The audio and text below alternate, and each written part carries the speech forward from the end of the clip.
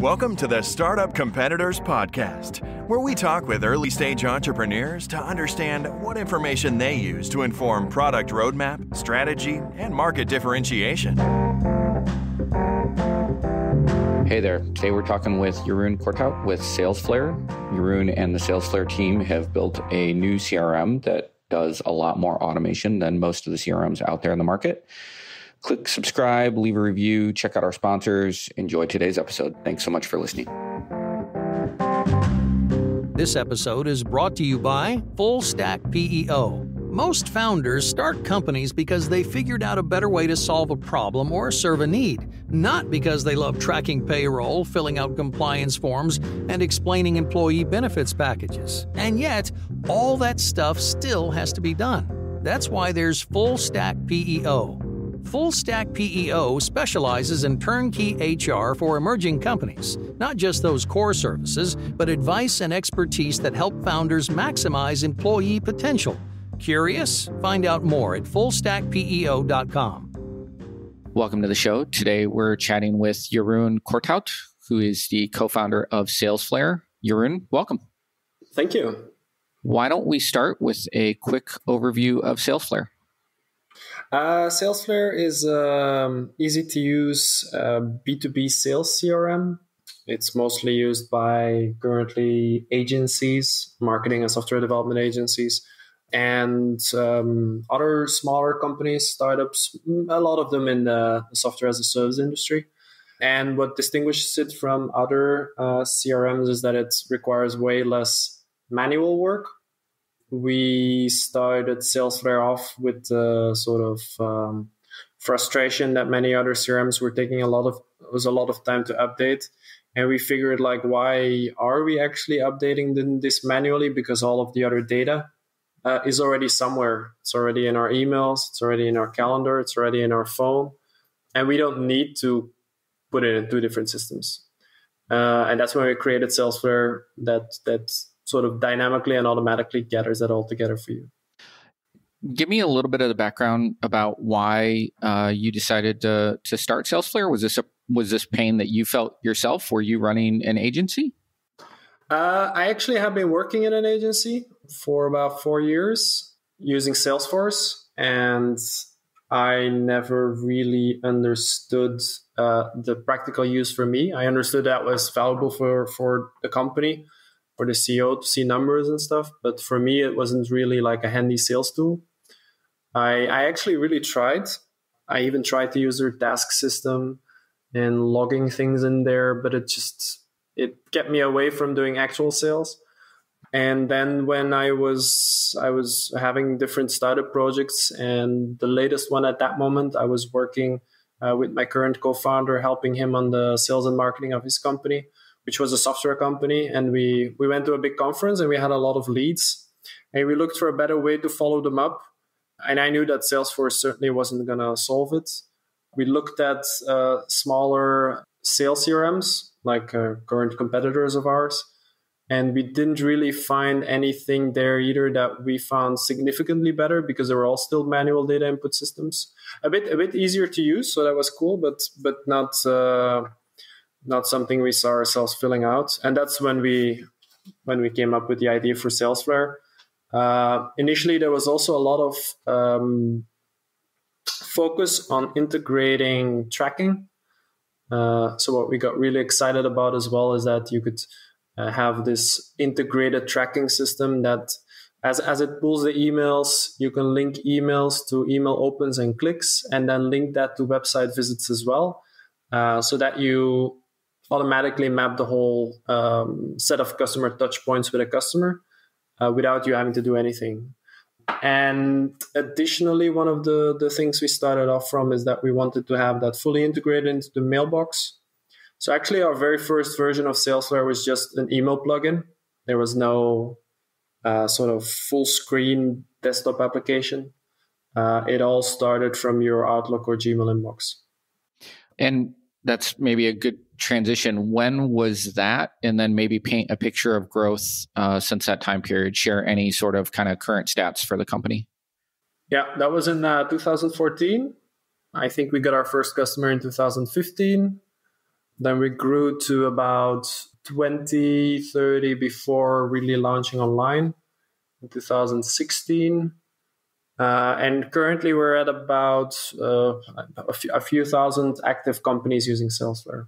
Got it. Any other kind of vanity metrics you could share around kind of current team size and anything else to paint a picture of where the company is? Our team size is actually pretty small. So we serve all these customers with just 7 people. Good for you. Of which, let's say 4 are focusing on development, and then 3 on supporting the customers and creating content and all this kind of stuff. Other vanity metrics, we are the most upvoted CRM on Product Hunt, if you would go look. Nice. Really Congrats. well scored on things like G2 and Capterra, where we are like a very small company and team. We still score pretty well on all the different sites. We have very happy customers. I think the NPS scores are currently at 50 or 60. So that means that there's if you take the overall group of customers and you see the percentages of those that score as 9 or 10 and subtract the ones that score as 1 to 6, 50 to 60% remains. A very nice result. But this is something that has been building up over years, I must say, because our very first version was not at all like that. So I'm curious.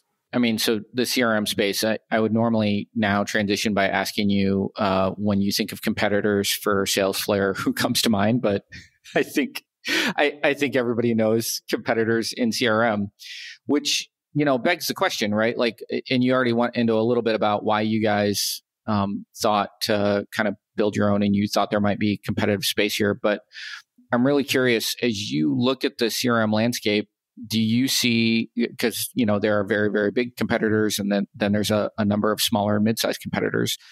Do you see anybody else starting to do what you're doing in terms of the level of automation and data collection, or are you still kind of one of the early ones in that space with that kind of focus?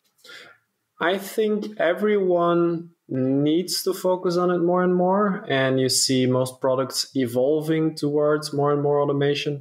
The way we do it, I don't think anyone else is really doing it, because for us, it's not just like having a manual system in which you then sort of build integrations that pull in some data automatically.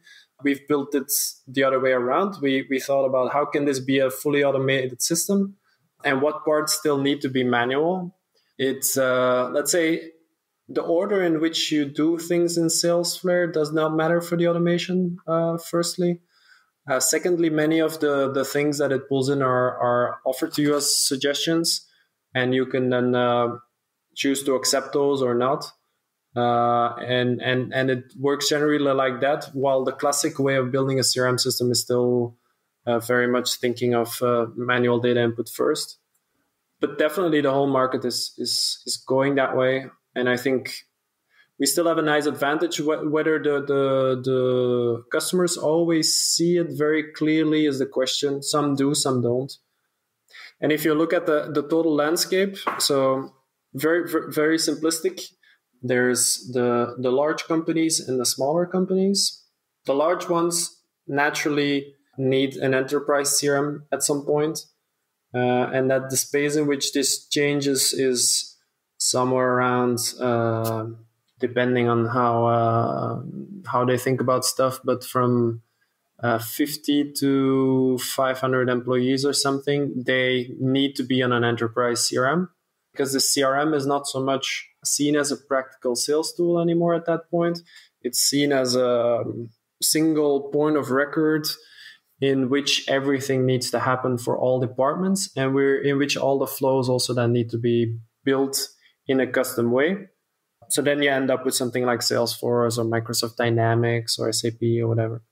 But then below the enterprise CRM space, the end user becomes more and more important, because their CRM is actually a sales tool. It's a way to get more sales.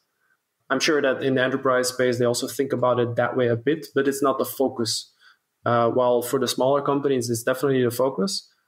And the way historically this has been branded then it's called a sales CRM, to make clear that it's a CRM focused on the sales aspect. Now, this has been then also expanding a bit towards marketing and other stuff, but still called often like that.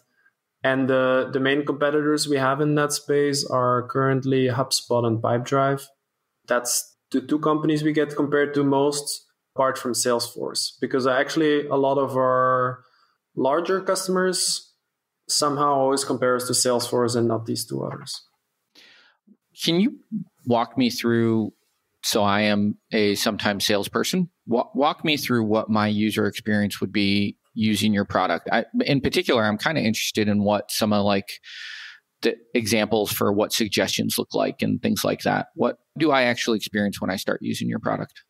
Currently, when you start using our product on the site, you might come into one of the two versions because we're experimenting. So the one version, you get asked to connect your emails first, and then you get a walkthrough of Salesflare. The other version, you get a walkthrough of Salesflare, and when you like it, then at the end, you can connect your emails. From the moment you connect your emails, Salesflare will start going through it, seeing who you've emailed with, and will start creating contacts for the people you emailed. Then it will pull more information about these contacts as well from publicly available information like social media. It will pull pictures and positions and social profiles, etc. And it will also go in your mailbox looking for email signatures, where it then will find things like phone numbers and positions as well, and addresses and stuff. So it starts automatically creating a list of my contacts, it's called in the application. And then these contacts, from these you can very easily create accounts, so companies. So you can say, create an account with this contact. And then it will automatically see what the email address is. Based on that, it will identify the company. And then also similarly, like on contacts, pull in extra information about the company, like the company size and the logo and where they're located, address, phone number, email address, perhaps general email address. So that's where most people start. Then as you connect your calendar, it will pull in meetings as well. So when you create an account, like a company in the software, it will show you a timeline with all the emails you've exchanged with the contacts at that company and the meetings you've had. And that's just live. When you integrate with either Gmail or Office 365, it's really like it's immediately there. For others, it takes a bit to sync. And then it will start also filling your suggested task list based on that. So it will say like, you just had this meeting, but you didn't add notes yet. Don't forget to reply to this email because we see it's a customer of yours and you haven't replied yet. Or you haven't talked to this customer for 10 days, for instance. Maybe it's good to pick that up. And so some of those, are those rules that you guys just have set up by default and then I can edit those? Is that something I define up front? Is that something that you see how often my cadence is reaching out to past clients and you're learning that along the way and then helping reinforce that? How does all that stuff work? The part about your follower being inactive, that's these three suggested tasks that I talked about are all on by default, and it's not something you need to set up. For the inactivity task, you can set the amount of days if you want. And you can even set this per stage in the pipeline if you like. So you can be more specific and say like, if I made a proposal to this company, I want to follow them up every, let's say 5 days. And when I've won the opportunity, I still want to follow them up every 60 days, for instance. That's all customizable. Got it. All right, keep going. Sorry. So then I'm assuming then from that point, I'm just working with that contact on a deal, just like any other CRM, I'm working them through a pipeline and updating win percentages and things like that along the way. Is that correct? Yeah. You just it's one of the only things you do manually is updating the stage of the opportunity. So you just drag and drop it from the one stage to the next one, and it helps you to organize like where things are at. The rest will happen for you automatically. Like it will automatically keep track of the timeline of all the emails, meetings, calls, the tracking on these things, any suggested tasks. Obviously, you can add manual tasks as well. And when you meet new people at the company, it will also suggest them to you on the account. It will say like, here's a few suggested contacts, and with one click, you can then accept or reject these suggestions.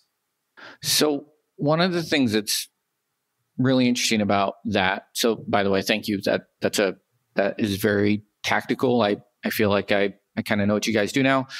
So one of the things that occurs to me is that if you're capturing all that information automatically versus me putting that stuff in manually, because I'm no different than every other salesperson. I suck at doing follow-up and taking notes and in updating status and all that kind of stuff, right? Like I'm not unique and that's no mystery. So the fact that you're doing all that stuff automatically, in my mind, means that the data on the other side of that, if I'm a sales manager trying to, or even just a salesperson looking at my own success, right? Like, so on which accounts was I successful? On which ones did I fail? Like, if you're capturing every single touch that happens automatically without me having to go in and track that myself, like, I'm assuming I can start to see things like when I email after, if I send an email within X time after a meeting as a follow-up, I'm X% more likely to close a deal. Or when I know 3 people at an account instead of just one person, I'm X% more likely to close a deal. Or do you guys have access to any sort of dashboards or metrics like that I can quickly see, like, what is leading to my success as a salesperson? There's definitely dashboards in the software that show you your expected revenue and how much contact you've had with companies and which deals are probably slipping and stuff like that. These kind of, let's say, conclusions based on data, not yet, no. But it is interesting indeed. This is sort of correlations we could start looking at for you. Of course, it does require that you've been using Salesflare for a bit, because we wouldn't be able to conclude this based on a week's data. But that could indeed be cool, because we have way more data than in many other CRMs because of the automated aspect. It's right. Actually, what you said is correct. On a personal user level, many people choose our software to follow up their leads better. So that would be the main thing they tell you. What is your value? What value does Salesflare bring you is following up leads. And if you look on a sales manager perspective, then it's most often the sort of the transparency, the accountability, the visibility it brings in the team. Just the fact that it's not a black box anymore. They can see it all. They can coach the salespeople correctly. They can make sure that things don't slip, because also on the team level, they have the proper overview. Nice. So, Jeroen, do you guys have any swag that you hand out at Salesflare, either to employees or key customers? Not much right now. We are definitely planning to do it more after the Corona crisis, I think. Right on. What do you think you'll be handing out? What would be your swag of choice? No idea. What we currently have is things like hoodies and t-shirts. Maybe we make some cups or something. I have no idea. Hoodies and t-shirts are classic, man. Stick with it. It's good. So one of our sponsors for the podcast is Fuel Merchandise Group. You can find them at fuelmerchandise.com. They can help you get your branded products out into the market. If you mention startup competitors, you can get 10% off your first order. Cool. When you think about product market fit, do you guys have it? That's the never-ending question. I would say yes, to a certain extent. I don't think it's a binary thing, and I always want to improve it. But yes, I mean, customers are happy. We know which segments where it works. It just could be better still, in the sense that it could be even easier for us to convince people to use Salesflare. What does customer acquisition look like for you guys? Are you doing traditional sales yourself? Is it all marketing led from a sales perspective? Talk to me a little bit about how you guys go to market and acquire customers. Yeah, it's largely marketing led. We do almost no sales not at least in the sense of a business development.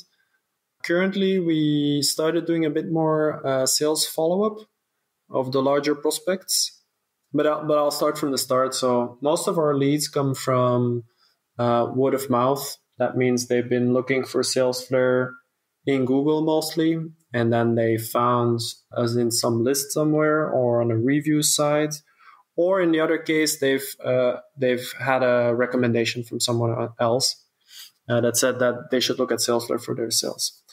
They go on a trial. Now there's two versions currently, with either seeing the software first and then connecting your emails, or the other way around.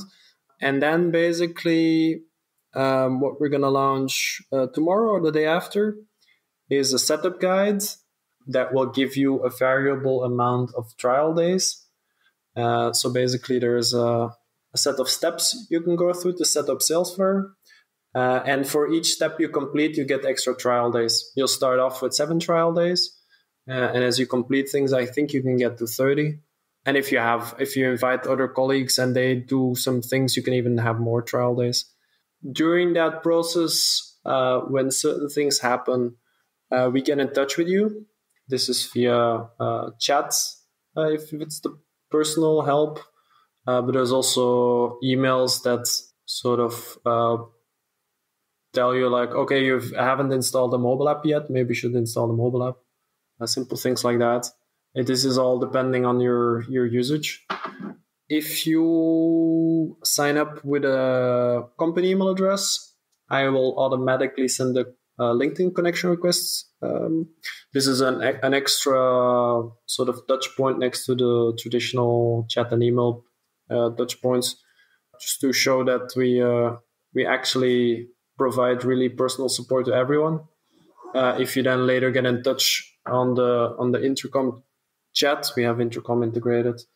Then it's as personal as chatting with me on LinkedIn. But I'm also there on LinkedIn always to discuss anything, as long as it doesn't get into technical support.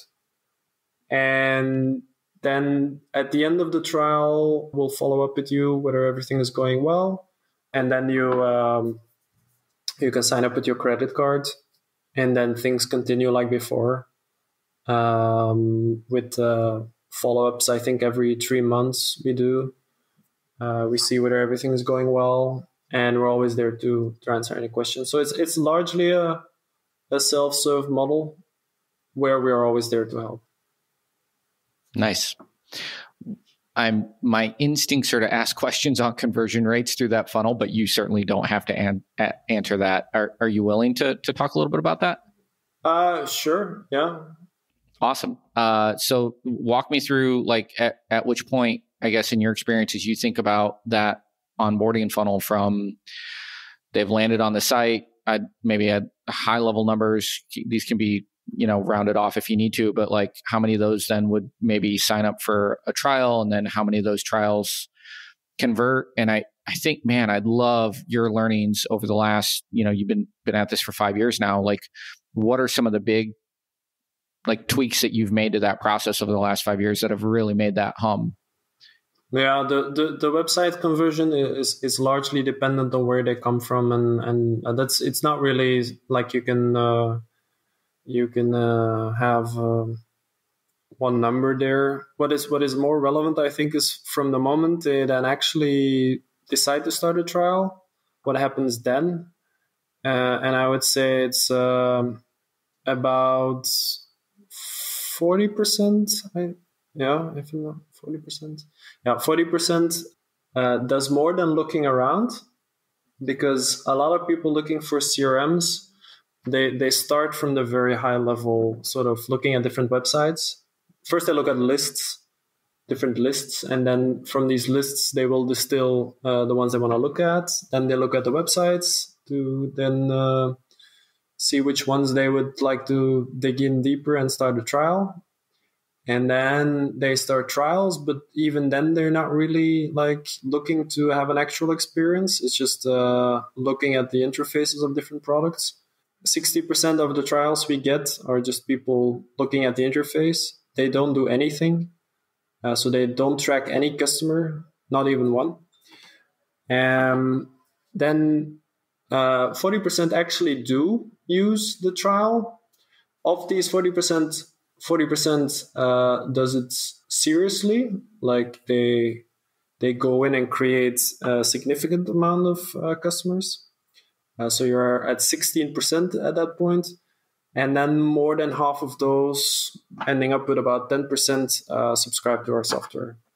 That's how it looks currently. With the setup guide that I described earlier, I hope to change these first numbers. It's focused on activating more people, but also it should have effects downstream as well, because what we see in data is that when the more actively people use a trial, the more likely they are to convert, but also the more likely they are to stay with us in the long term. It has a significant effect on churn as well. Now, what we did for this initial sort of... Can I unpack that for a second? Does that mean... Yeah. So when you say that, you mean versus if I just showed up on your website, literally just swiped the credit card and just skipped my trial, I'm less likely to be a long-term customer. I'm more likely to churn off than somebody who went through the trial and that, okay, interesting. Yeah. When people immediately sign up, I would in the past consider them successes. But when I look at it now, most of these people have gone already. So, when did you discover that? Last year or the year before, I often go in the data and start calculating correlations. And that was a very clear one. It was based on usage of features during the trial, pulling out data like that, and then comparing that with whether they signed up, and then whether they sign up and were still paying after a certain period or not paying anymore. And then, the effect was pretty big there. Interesting. All right. Sorry, I didn't mean to cut you off. Thanks for that clarification. And the other thing I wanted to say is because so many people are just looking around, that's why we built this walkthrough initially. When you sign up for a trial, you can see it. There's a walkthrough of Salesflare first, which shows you through the main functionality, but also shows you sort of the aha moments, where it shows what we do different than in other CRMs. Because at least then we can show that to people, even if they don't do the effort themselves to start tracking customers. We sort of make sure they get the essential demo. So, do you have a feel for what percentage of your customers are coming from another CRM versus you are the first CRM that they've chosen? Most of them, I don't know, 60, 70%, I would say, come from another CRM. It doesn't happen too often. Well, yeah, it might even be more. They often go through different stages, in the sense that they might have started from Excel, then briefly tried a CRM and didn't like it.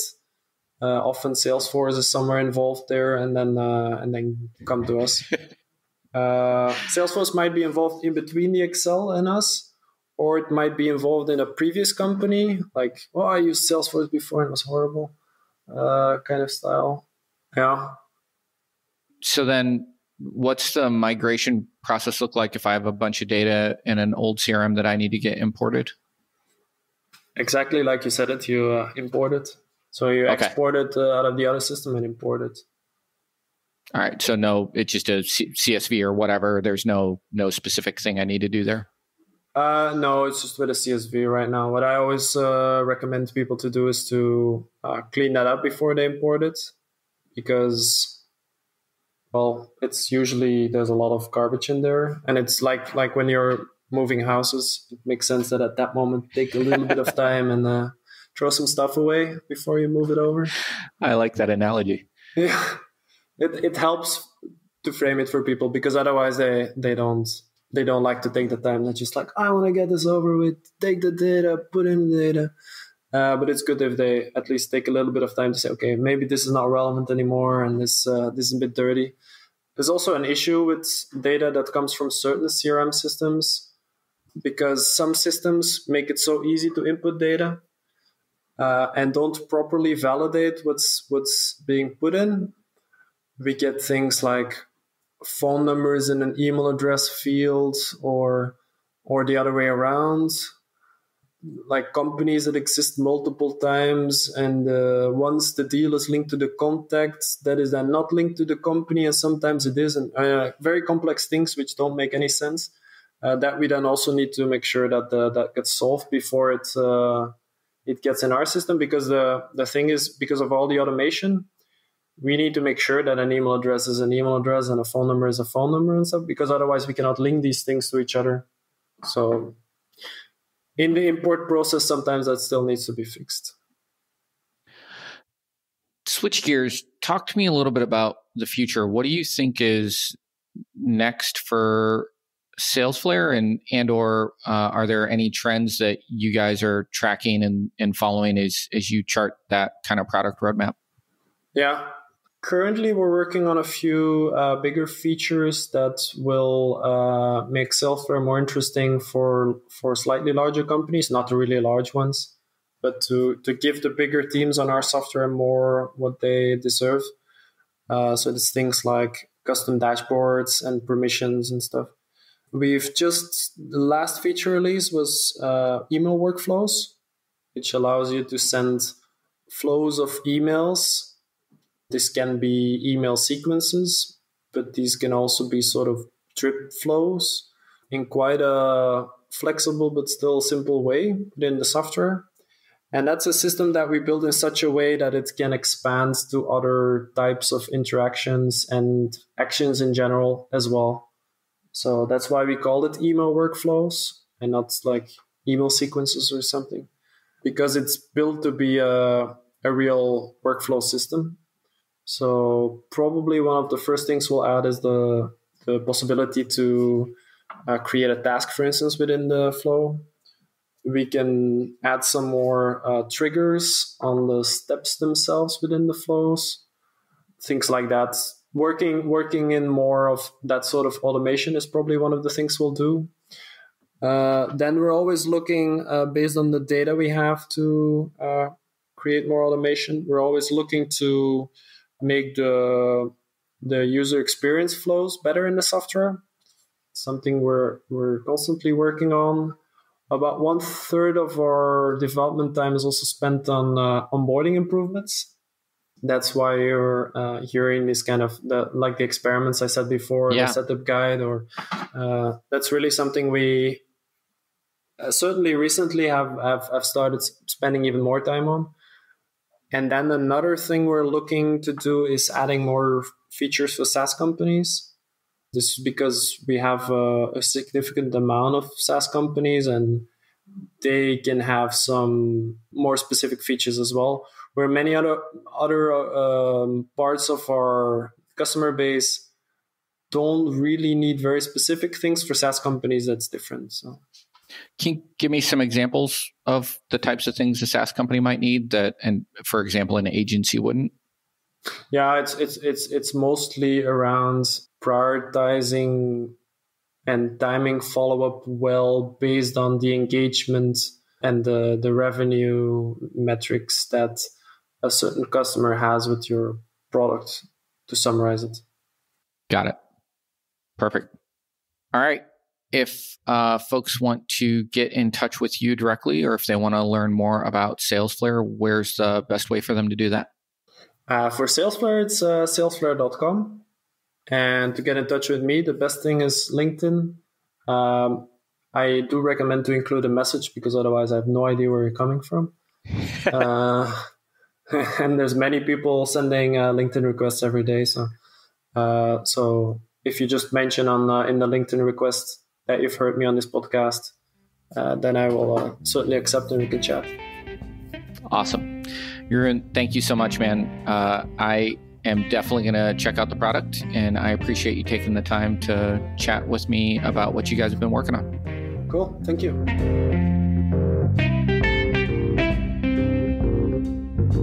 If you're thinking of launching a SaaS product, Startup Competitors can provide data on your closest competitors, survey potential users, or provide other product validation services. Learn more at startupcompetitors.com.